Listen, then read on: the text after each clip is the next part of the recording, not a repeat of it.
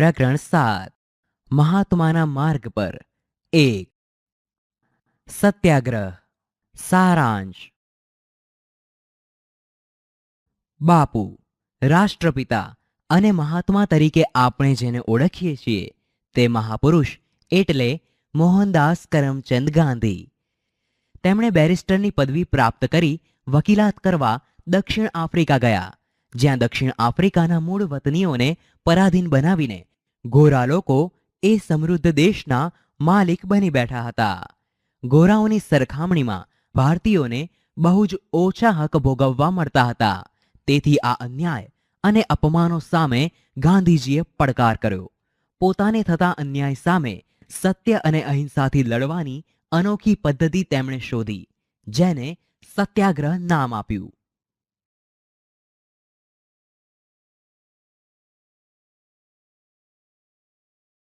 સૈદ્ધાંતિક સમજ. દક્ષિણ આફ્રિકામાં સત્યાગ્રહની સફળ લડત કરીને ઈસવીસન 1915માં 46 વર્ષની ઉંમરે ગાંધીજી ભારત આવ્યા. આ દરમિયાન દક્ષિણ આફ્રિકાની રંગભેદની લડતમાં સફળતા મળતા આંતરરાષ્ટ્રીય સ્તરે લોકો તેમનો આદર કરતા હતા. આથી મુંબઈના એપોલો બંદર પર તેમનું ભવ્ય સ્વાગત થયું. તેમજ ગોપાલકૃષ્ણ ગોખલેના કહેવાથી તેમણે પહેલા વર્ષે આખા ભારતનો પ્રવાસ કરીને લોકોની જરૂરિયાત અને પરિસ્થિતિ સમજવાનો પ્રયાસ કર્યો.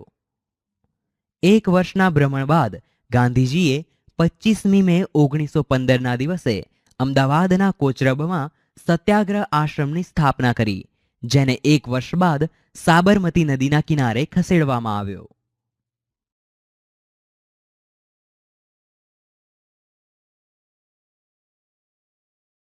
ચંપારણ સત્યાગ્રહ. હિમાલયની તળેટીમાં નેપાળની નજીક બિહારનો ચંપારણ પ્રદેશ આંબાવાડિયા માટે પ્રખ્યાત હતો, જેમાં યુરોપિયન જમીનદારો જમીનના 3 વિશાંશ ભાગમાં ગળીનું ફરજિયાત વાવેતર કરી ઉત્પાદન સસ્તી કિંમતે વેચવાની ખેડૂતોને ફરજ પાડતા હતા. ખેડા સત્યાગ્રહ. રાજકુમાર શુક્લના આગ્રહથી આ પ્રશ્નની તપાસ કરવાનું ગાંધીજીએ નક્કી કર્યું.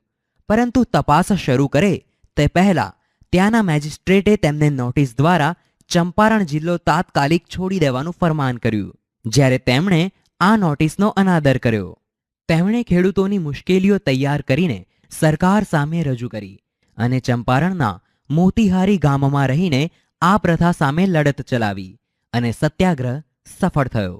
આમ ચંપારણના સત્યાગ્રહ દ્વારા આખા દેશના લોકોનું ધ્યાન ખેંચાયું.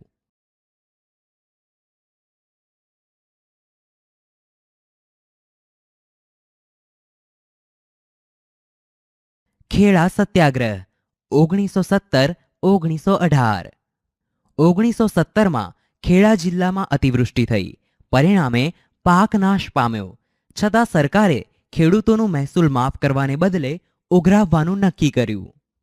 તેથી ગાંધીજીના નેતૃત્વ હેઠળ ખેડૂતોએ બ્રિટિશ સરકાર સામે સત્યાગ્રહ શરૂ કર્યો અને ગાંધીજીએ ખેડૂતોને કહ્યું કે સરકાર આપણી માંગણી ન સ્વીકારે તો આપણે મહેસૂલ ભરવાનું નથી.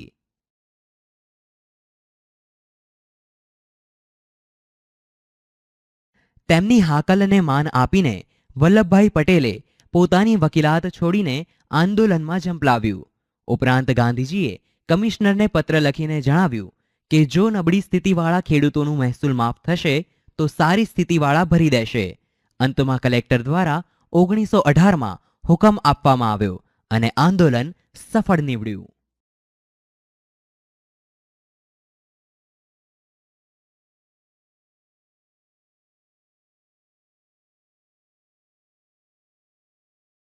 ખેડાની લડત પરિણામની દ્રષ્ટિએ નહીં પરંતુ સિદ્ધાંતની દ્રષ્ટિએ મહત્વની રહી, કારણ કે તેનાથી ખેડૂતોમાં જાગૃતિ આવી, સરકાર તરફનો ડર દૂર થયો, તેમજ ગાંધીજીને અને દેશને વલ્લભભાઈ પટેલ જેવા નિષ્ઠાવાન અને સમર્પિત સાથી મળ્યા.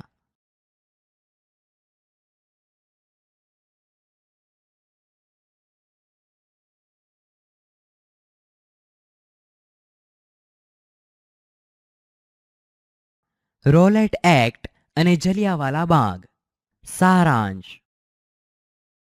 રોલેટ એક્ટ દ્વારા અંગ્રેજ સરકારે કાયદાકીય રીતે અંકુશ લગાડવાનો પ્રયત્ન કર્યો, પરંતુ દેશના લોકોએ આંદોલન દ્વારા તેનો વિરોધ કર્યો. જ્યારે જલિયાંવાલા બાગ હત્યાકાંડ દ્વારા અંકુશ લગાવાયો, જેણે દેશમાં જ નહીં બ્રિટિશ પાર્લામેન્ટમાં પણ હલચલ મચાવી. આમ અંગ્રેજ સરકારે બંને રીતે ભારતના લોકો પર અન્યાય કરવાનું ચાલુ રાખ્યું. સૈદ્ધાંતિક સમજ. Rowlatt act. પ્રથમ વિશ્વયુદ્ધમાં ઇંગ્લેન્ડનો વિજય થયો અને ઈસવીસન 1919માં બ્રિટિશ સરકારે રોલેટ એક્ટની જાહેરાત કરી. આ કાયદા મુજબ કોઈ પણ વ્યક્તિની ધરપકડ કારણ આપ્યા વિના કરી શકે, વ્યક્તિઓને હદપાર કરી શકે, તેમજ માલ મિલકત પણ જપ્ત કરી શકે તથા ખાસ અદાલતમાં કેસ ચલાવી તેને સજા કરી શકાય એવી જોગવાઈ હતી. આ કાયદો અભિવ્યક્તિની સ્વતંત્રતા જેવા મૂળભૂત અધિકારો પર અંકુશ લગાવતો, તેમજ પોલીસને વધુ પડતા અધિકારો મળતા, જેને કારણે લોકોએ આ કાયદાનો વિરોધ કર્યો. ઉપરાંત ગાંધીજીએ તેને કાળો કાયદો કહ્યો.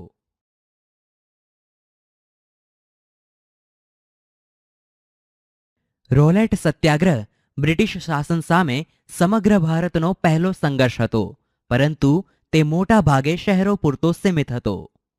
દેશમાં કાયદાના વિરોધમાં સરઘસો નીકળ્યા, હડતાળોનું આયોજન થયું. પરિણામે સરકારે આ આંદોલન દબાવવા દમનકારી માર્ગ અપનાવ્યો.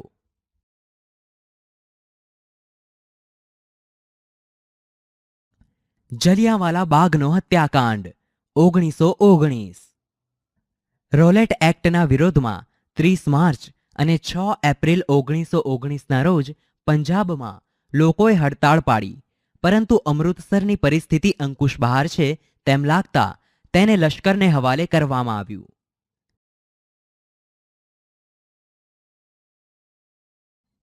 13મી એપ્રિલ વૈશાખીના દિવસે જલિયાંવાલા બાગમાં શહીદોને અંજલિ આપવા અને પોતાના પ્યારા નેતાઓ ડોક્ટર સત્યપાલ અને ડોક્ટર કીચલુની ધરપકડનો વિરોધ કરવા એક સભાનું આયોજન કરવામાં આવ્યું, જેમાં અંદાજે 10,000 લોકો એકઠા થયા હતા. સભામાં શાંત અને નિશસ્ત્ર બેઠેલા લોકો ઉપર જનરલ ડાયરે કોઈ પણ ચેતવણી આપ્યા વિના ગોળીબારનો હુકમ આપ્યો. આ બાગમાં જવા આવવા માટે માત્ર એક જ સાંકડું દ્વાર હતું અને તેની ફરતે ઊંચી દિવાલો હતી. પ્રવેશ દ્વારથી સૈનિકોએ ગોળીબાર શરૂ કર્યો અને તે ખલાસ થયો ત્યારે અટક્યો. આમ સરકારી આંકડા મુજબ 379 લોકો મૃત્યુ પામ્યા અને 1,200 લોકો ઘાયલ થયા, પરંતુ ખરેખર આ સંખ્યા વધારે હતી તેમ મનાય છે. આ ઘટનાથી ગાંધીજીની હવે બ્રિટિશ ન્યાય અને નિષ્ઠામાં જરા પણ વિશ્વાસ રહ્યો નહીં. આ સત્યાગ્રહ દરમિયાન ગાંધીજી ઈચ્છતા હતા કે હિન્દુ અને મુસલમાન કોઈ પણ ન્યાયપૂર્ણ ઉદ્દેશ્ય માટે એકબીજાને સમર્થન આપે.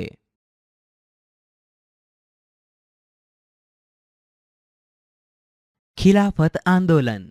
સારાંશ. વિજેતા રાષ્ટ્રો દ્વારા પરાજિત થયેલા તુર્કી દેશ સાથે થયેલ સંધિનો વિરોધ કરવા ખિલાફત આંદોલન થયું, તેમજ અસહકારના આંદોલન દ્વારા દેશની આઝાદી માટેના પ્રયત્નો શરૂ કરવામાં આવ્યા.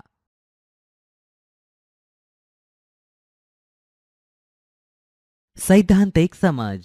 પ્રથમ વિશ્વયુદ્ધમાં મિત્ર રાષ્ટ્રોના વિજય બાદ તેઓ દ્વારા પરાજિત તુર્કી સાથે સંધિ કરવામાં આવી, જ્યારે તેની શરતો તુર્કી માટે કડક અને અન્યાયી હતી.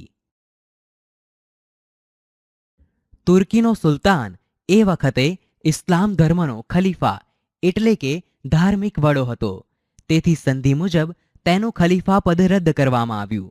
આમ આ સંધિનો વિરોધ કરવા ભારતમાં જે આંદોલન થયું તે ખિલાફત આંદોલન તરીકે ઓળખાયું. અલી, મૌલાના શૌકત અલી અને મૌલાના મોહમ્મદ અલી આ આંદોલનના મુખ્ય નેતાઓ હતા.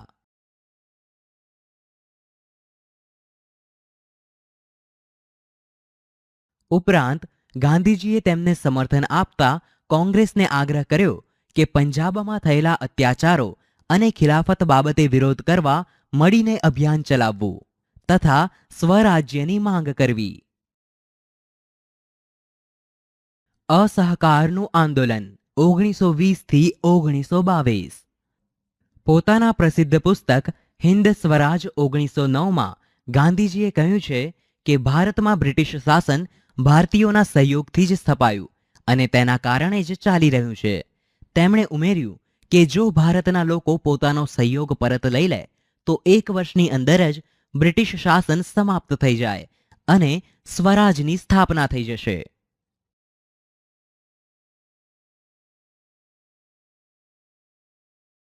અસહકારના વિચાર પર ગાંધીજીએ આંદોલન શરૂ કર્યું, જેના મુખ્ય 2 પાસા હતા. પહેલા પાસામાં સરકારી નોકરીઓ, ધારાસભાઓ, સરકારી શિક્ષણ સંસ્થાઓ, ખિતાબો, વિદેશી કાપડ અને માલનો બહિષ્કાર કરવો. જ્યારે બીજા રચનાત્મક પાસાઓમાં ખાદી, અસ્પૃશ્યતા નિવારણ, હિન્દુ મુસ્લિમ એકતા, દારૂબંધી, સ્વદેશી તથા રાષ્ટ્રીય શિક્ષણનો પ્રચાર કરવાનો હતો.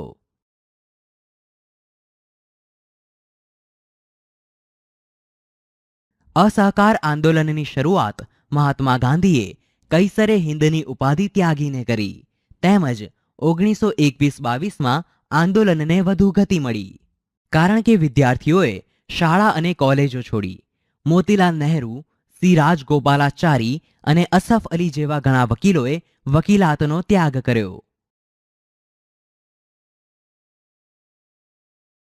ઉપરાંત મોટાભાગના ચૂંટાયેલા સભ્યોએ ધારાસભાઓ અને સ્થાનિક સ્વરાજ્યની સંસ્થાઓમાંથી રાજીનામું આપ્યું, જ્યારે કેટલાક સરકારી કર્મચારીઓએ નોકરીનો ત્યાગ કર્યો.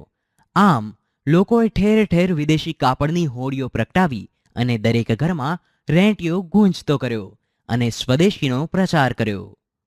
બીજી બાજુ કાશી વિદ્યાપીઠ, બિહાર વિદ્યાપીઠ, જામિયા મિલિયા ઇસ્લામિયા, ગુજરાત વિદ્યાપીઠ જેવી રાષ્ટ્રીય સંસ્થાઓની સ્થાપના થઈ.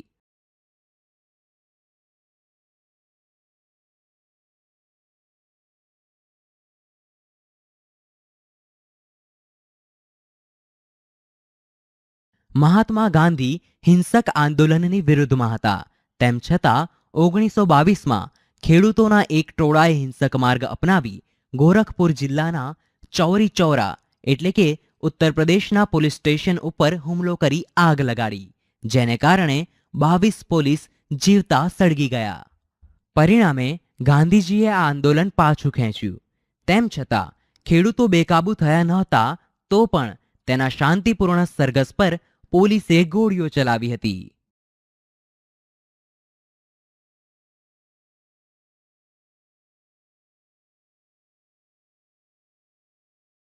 આમ આ આંદોલન સમાપ્ત કરીને ગાંધીજીએ ગ્રામીણ વિસ્તારમાં રચનાત્મક કાર્ય કરવા પર ધ્યાન આપ્યું, જેને કારણે 20ના દશકાની મધ્યમાં ગ્રામ્ય વિસ્તારમાં કરવામાં આવેલા સામાજિક કાર્યોના વળતર રૂપે ગાંધીવાદીઓને પોતાના લોકમતો ફેલાવવામાં મદદ મળી, જેને કારણે ભારતીય કમ્યુનિસ્ટ પાર્ટી અને રાષ્ટ્રીય સ્વયંસેવક સંઘ એટલે કે RSSની સ્થાપના આ સમયગાળાની મહત્વપૂર્ણ ઘટનાઓ બની.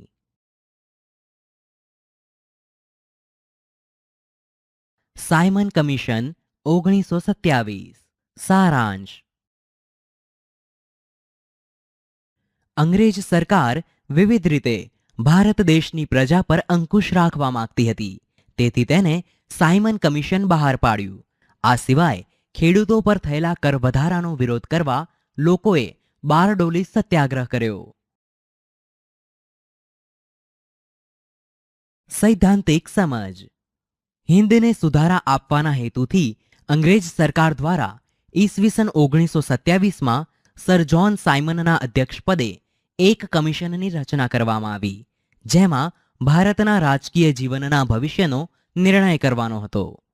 આ કમિશનમાં એક પણ ભારતીય પ્રતિનિધિ ન હોવાથી ભારતમાં ખૂબ જ અસંતોષ પેદા થયો અને બધા જ રાજકીય સંગઠનોએ સાયમન કમિશનનો બહિષ્કાર કરવાનો નિર્ણય લીધો. જ્યારે કમિશનના સભ્યો ભારત પહોંચ્યા ત્યારે વિરોધ પ્રદર્શનોથી તેમનું સ્વાગત કરવામાં આવ્યું, તેમજ પ્રદર્શનકારીઓનો નારો હતો સાયમન ગો બેક. બારડોલી સત્યાગ્રહ 1928. અંગ્રેજ સરકારે બારડોલીના ખેડૂતો પર કરવેરામાં 22% વધારો કરી દીધો. આથી ખેડૂતોએ સરકારને રજૂઆત કરી, પણ સરકાર પર કંઈ જ અસર ના થઈ. છેવટે ખેડૂતોએ સત્યાગ્રહ કરવાનું નક્કી કર્યું, જેની આગેવાની વલ્લભભાઈએ સ્વીકારી અને આંદોલન શરૂ કર્યું.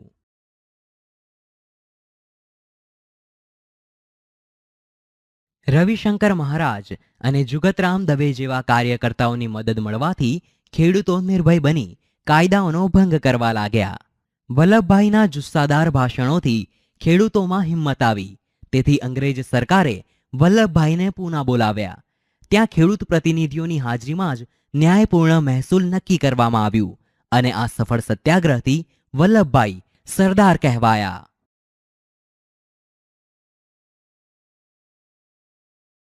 નહેરુ અહેવાલ 1928.